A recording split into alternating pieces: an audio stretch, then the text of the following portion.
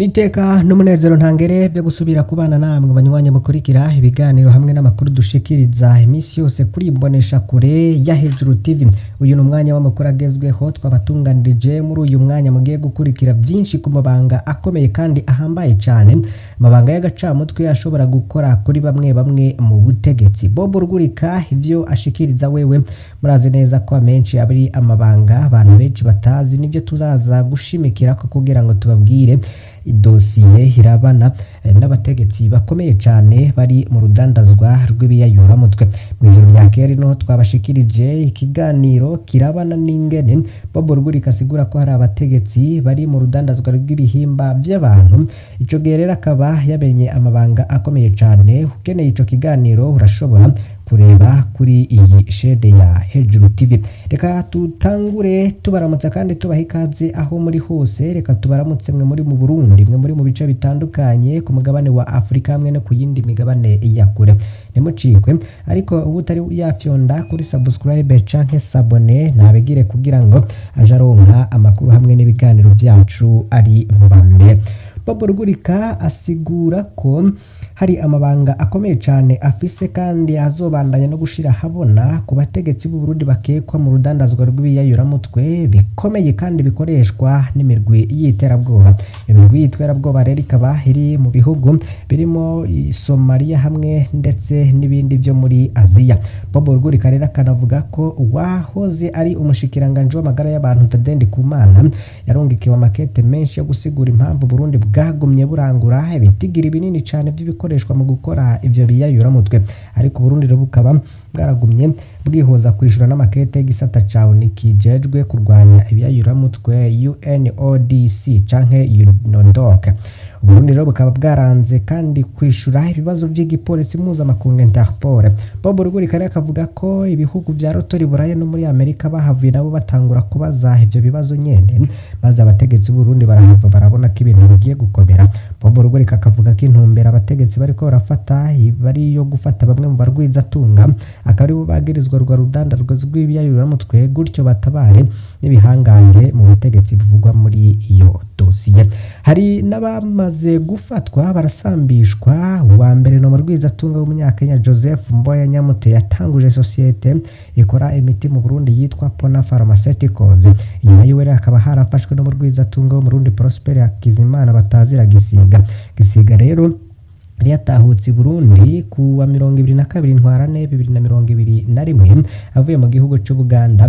Nyuma yaho rero arafatwa ajanwa mwiperereza neza niba ariho akiri. Amakuru menshi avuga ko yafunzwe imisi biraca habwa urusha rwo kuza aritaba gusamba atahiwe, ndetse Bob Rugurika avuga ko wa gatatu yari yafashwe mu gatondo ari CPP Emmanuel Mandakiza yarajejwe ibibazo by'umutekano mu serukezo bw'u Burundi Kampala mu Buganda. Nawe nyene yari yaje Burundi ku wa 22 Ntwarante 2021 nk'uje mu karuhuko. Amakuru rero hava mu iperereza Bob Rugurika avuga ko CPP Emmanuel Mandakiza yahawe urusha rwo kurara iwe akaza haragaruka gusambishwa yidegembya, ndetse tubibutse ko ipete rya CPP ni commissaire de police principal ringana na general major mu gisirikare. Ese hoba hariho n'abandi bariko barabazwa? Aya makuru yumvirize neza. Bob Rugurika avuga ko umunyakenya Joseph Mboya Nyamute n'umurundi Prosper Hakizimana batazira Gisiga bari basangiye gushinga sosiyete ikora imiti Pona Pharmaceuticals kuva muri 2018. bari kure no kurangura ibikenewe mu gukora imiti harimo n'ivyo bishobora gukoreshwa mu gukora ibiyayuramutwe. Ivyo kubirangura rero birasanzwe iyo bije ku rugero rusanzwe rwemewe nayo ku masosiyete akora imiti. Prosper Hakizimana batazira Gisiga no mu rwizatunga yegereye cyane abategetsi bo hejuru mu ntwaro ya CNDD-FDD. Mbere yanafatwa nk'uwo akorera muri perezida nkuru nziza mu bisata bimwe bimwe. Sosiyete Pona Pharmaceuticals ikaba yaruguruwe icese na perezida nkuru nziza ku 26 Munyonyo 2019. Bikaboneka ko iyo dosiye naho yigenga yari ishigikiwe bikomeye nabo hejuru. Ku rwizatunga batazira Gisiga, Bob Rugurika avuga ko yigeze gutsindira isoko ry'amakaye ya Pikfare yigeze kuvugwa cyane igihe havugwa ubunyonyezi bwoba bwarabaye mu mafaranga ubutegetsi bwa Uganda bwasubije Burundi. Amafaranga yarajanye n'ingurane yo miliyoni w'amadolari ubutegetsi bwa perezida Bagaza bwaraguranye Uganda mu ntambara tukibuka ko rero ayo mahera ubutegetsi bwa Nkurunziza bwo bwavuze ko azogaruka yahinduwe amakaye ya PECFAR yo gutanga mu mashuri mato mato. Abamuzi mu buganiro bakavuga ko Prosper Hakizimana batazira gisiga yabagendera mu modoka ifise imparati itari iyo mu Burundi, ndetse ikaba iyo modoka ifatwa nk'iyo mu buserukizi bw'u Burundi muri Tanzania, kandi atari byo. Ivyo bari bikorwa kugira ngo Gisiga ashobore kujabuka imbi batabanje gusakwa. Mu majambo make rero Gisiga si umurwizatunga asanzwe, ni ukuboko k'ubutegetsi bwa CNDD FDD. Wahora ari umushikiranganji Tade Ndikumana nawe aza muri ikino kibazo. Bob Rugurika rero avuga ko bimwe canke produit mu bikoreshwa mu gukora imiti bifatwa nk'ibiyayuramutwe by'amadroge, ariko rero birashobora no gukoreshwa mu bwoko bw'ibiyayuramutwe bikomeye bikoreshwa cane n'imirwi y'iterabwoba. Izo produit ziracunzwe rwose mu isi ku buryo usanga ari ibihugu canke inzego zikomeye z'igihugu zitanga urusha rwo kuzirangura. Hariho urugero rwemewe ku gihugu icari cyo cose rero baravye abanyagihugu bacu ko bangana, hakaba n'urugero rwemewe ku masosiyete akora imiti. Iyo urwo rugero rurenze igihugu kiraheza kigasigura ico gikoza izo produit. Naho rero havuye umushikiranganji Tade Ndikumana yoba yandikiwe ngo asigure ico izo produit zikora, nawe akinomera incuro nyinshi kugeza aho ikibazo gitandukira urugero rukomeye mu vy'imigenderanire n'amakungu. Hari amakuru menshi rero yoba yaramenyekanye ku makete umushikiranganji yagiye yarandikirwa akanuma. Hari uruhara rwa Tade Ndikumana kuva mu bijanye no kurangura izo produit harimwo amamfetamine na ephedrine zitanguye kuzanwa n'abo barwizatunga, hakabikora banje kwigiza abahinga bari bajejwe kubikirana mu bushikiranganji bw'amagara y'abantu, akiri umushikiranganji yarajejwe harimo amagara y'abantu. Nkuko rero bimaze iminsi bigana no mu madosiye atari make ahambaye, n'iperereza ico kibazo kiri mu minwe ya Colonel Alfred Nosa Museremu. Niko vyagenze no ku kibazo cavuzwe mu yindi myaka c'abandi barwizatunga bavuga ku ndege yo bayavuye Igoma muri Kongo yuzuye ubutare maze ikagira ikibazo igeze hejuru y'u Rwanda mu gihe yari yanditswe mu manyanga ko ari y'u Burundi. Ico kibazo cy'iyo ndege rero kiri mu byo byatumye n'iperereza rigandagura Thierry Kubwimana umugabo witwa Krista Kaneza. Ibibazo nk'ivyo rero bikaba bigumwa mu minwe ya Musa Museremu akivuganira n'umukuru w'igihugu atabanje guca ku bamutwara mu iperereza. Izo dosiye zose zikaguma zikurikiranwa, ndetse abarundi bakamenya ibiriko biraba, banerekanwa n'ingene Museremu avuye amatohoza atari make ku bw'inyungu uziwe. Ico kibazo rero kirimwo n'uwitwa General Emmanuel Manirakiza, nawe naho atari muri uwo murwi w'abazigwizitunga no mugenzi Pamphile Gisiga twaheze tubabwira. Ntabuze impamvu rero batahiremwe mu Burundi kwa 22 Ntwarante 2021, hanyuma bose rero bagatumwa ko gusambishwa mu iperereza. Ntabuze ko Emmanuel atoba ari we yahawe igikorwa c'ubutunga Gisiga agaruka mu gihugu kugira acafatwa, mu gihe abategetsi b'u Burundi bari bamaze kumenya ko amakungu ariko arakurikirana ivyo akora, kandi leta ikaba ikeneye kuraba wita ko urwo rudandazwa rw'ivyo biyayuramutwe. Ntabuze ko General Emmanuel Manirakiza yoba nawe mu vyo atanze. Hari amasosiyete menshi harimo Pona Pharmaceuticals yatangajwe na Joseph Mboya Nyamute badikanije na Prosper Hakizimana batazira Gisiga, niyo ikekwa n'amakungu ko yoba yakoreshejwe muri urwo rudandazwa rw'ibiyayuramutwe. Aha ariko rero bimenyesha ko mu yindi minsi yatambutse Joseph Mboya Nyamute na Prosper Hakizimana batazira Gisiga bahavuye bacanamwo. Gisiga ariyegurira Pona Pharmaceuticals, nawe Joseph Mboya Nyamute atangura iyindi sosiyete. Nta vyemezo rero bihari ko Pona Pharmaceuticals yakoze urwo rudandaza. Amakuru menshi rero akaba bandanya kuvuga ko hari byinshi bitandukanye vy'abategetsi b'u Burundi bavuga mu rudandaza rw'urumogi. Munyinyurana rya Gisiga na Joseph Nyamute muri Pona Pharmaceuticals.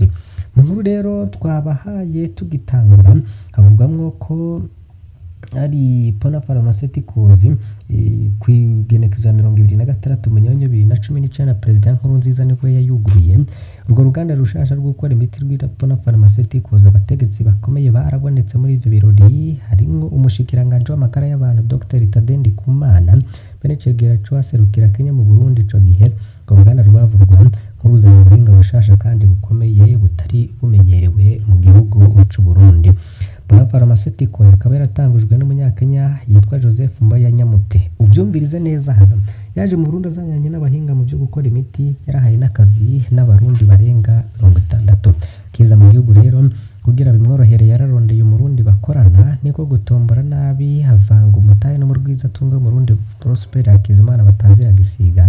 Munyakenya yasizemwo umutahe wa bice 99 wa Gisiga nawe arashiramwo umutahe w'igice kimwe kwijana. Bamaze guheza kubakwa inyubako rero niho batanguye kurondera abakozi canke recruitment, aho niho kandi Gisiga yatangura guteza ibibazo.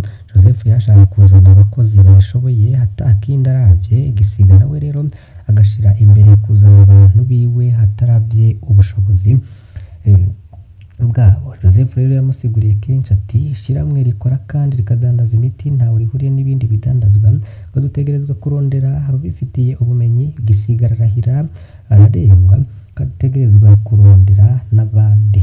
Niho Joseph yateba rero akamuhebera mubwira ko tikora ibyo ugomba byose, ariko hari ibisata bibiri udakora ko, ni gisata cyo gukora imiti n'igisata cyo kumenyekanisha imiti no kurondera abakiriya. Gisiga rero amurahira ati urahomba hose ndajayo. Nyinyurana rero rya mbere ryabereye mu igenwa ry'urongoye gisata ca marketing. Gisiga rero yarategetse igenwa ry'umwigeme bacuditse kurongora ico gisata. Umwigeme yoba yaravuye kwiga ibijanye n'ibidukikije mu gihugu c'u Buganda. Joseph rero yaragerageje kwerekana ko ryo bari ikosa rikomeye gushira muri ico gisata umuntu utana kimwe azi mu bijanye n'imiti kandi atagira ubuhamya na bukeyi mu byo kudandaza imiti. Gisiga rero yamwishuye ko ataco bafise baharira kuvyerekeye umwigeme. Joseph rero yaramize ishavu ndetse byarabonetse cyane haremerwa iyo ngingo y'agahotoro nta kundi yari bugire. Umwigeme rero bamaze kumuha abo akoresha bize by'ubuvuzi n'iby'imiti byaramutaye kuba amazi kumvikana nabo kugeza naho 2 kuri 3 batabakomoka. Yacaje kuvyonyura noneho rero wa mwigeme aho gutanga raporo ku muyobozi w'uruganda Joseph Nyamuteye atanga kwa Gisiga gusa, bicetse rero hakaba umukozi atumvikana uwo mwigeme yabisigura ko atumvikana na Gisiga. Ibyakurikiye kwaba itegeko ryo kwirukana umukozi rivuye kwa Gisiga. Joseph rero akaba yaragejeje kwamama ariko bikanga.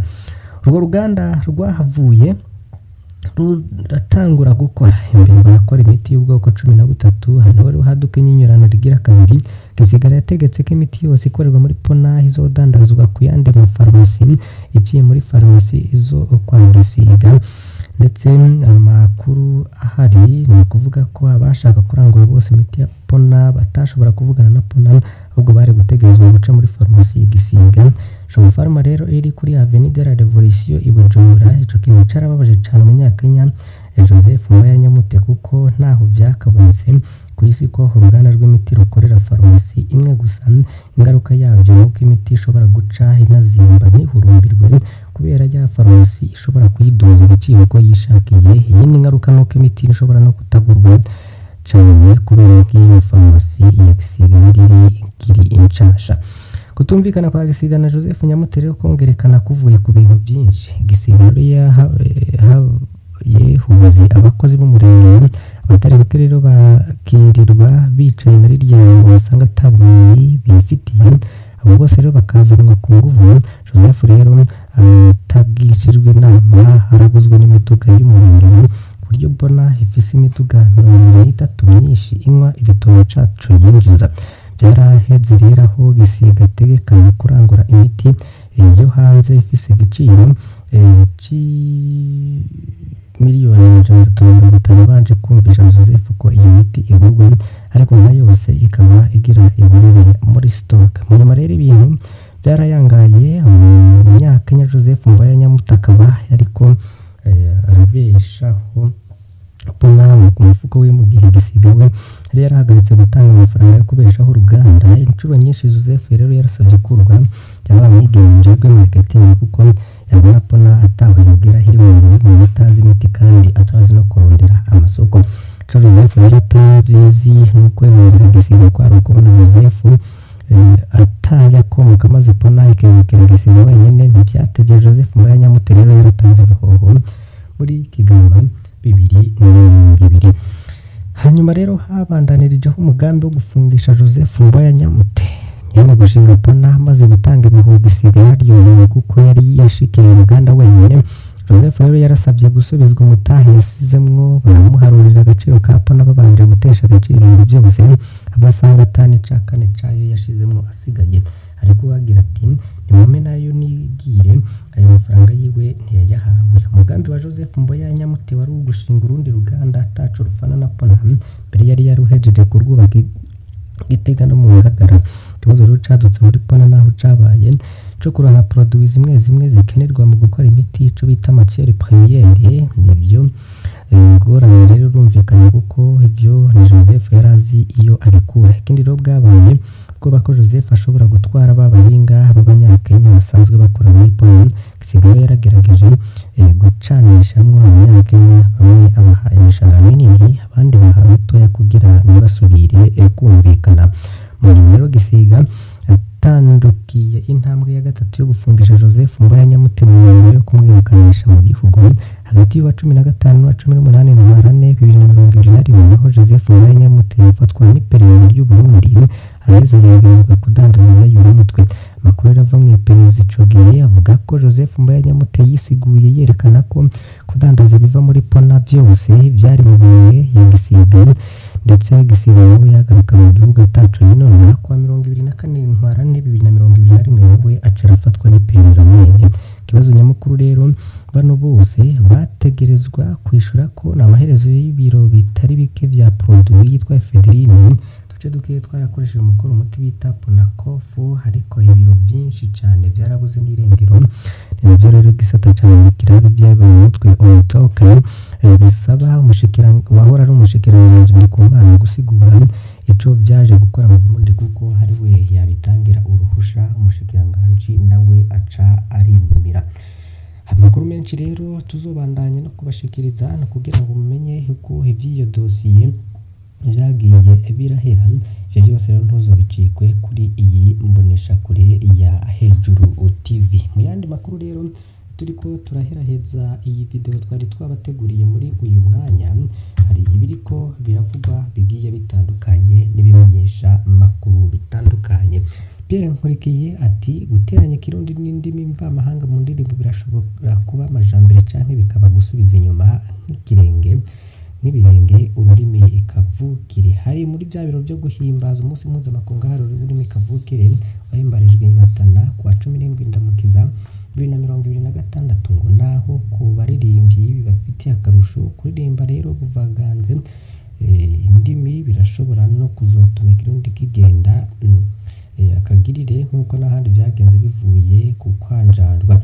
Mu nyigisho rero yatanzwe Nkurikiye akaba yavuze ko gushira mu ndirimbo indimi nyinshi bifise akamaro co kimwe n'ingaruka mbi. Aha akavuga ko baririmbyi bibafasha gushikana ubutumwa mu bantu benshi ku butandukanye bw'indimi basanzwe bavuga. Indimi rero zose zivugwa mu Burundi ngo ziba zaserukiwe kandi indirimbo zivanze indimi iki gihe zirakundwa. Uyu rero akaba ari mu bagize urwego Shingwa Kirundi yaribukije ko kuvangavanga indimi bituma ahubwo utanga ubutumwa butuzuye n'ubushike ku byo abyifuza. Ururirimbo rero rukaba rugorana impande zose haba kurwandika, kuririmba no kurutahura, vyongera bigahungabanya n'ururimi kavukire Ikirundi rukakwa agaciro rukwiriye. Dukengurukiye mwe mwese mudahwema gukurikira amakuru hamwe n'ibiganiro dushikiriza, mbasabe kugira ntimucikwe n'ayandi makuru tuza kubashikiriza. Iyi ni mbonesha kure yanyu kandi yacu Hejuru TV. Fyonda kuri subscribe niba ukoresha YouTube y'icongereza, niba ukoresha y'igifaransa urafyonda handitse s'abonner kugira ngo rushikira amakuru n'ibiganiro byacu uri mu bambere. Imana bahezagire mubandanye kugira ibihe byiza kuri iyi mbonesha kure ya Hejuru TV bashikiriza amakuru abagezweho mu bisata bigiye bitandukanye.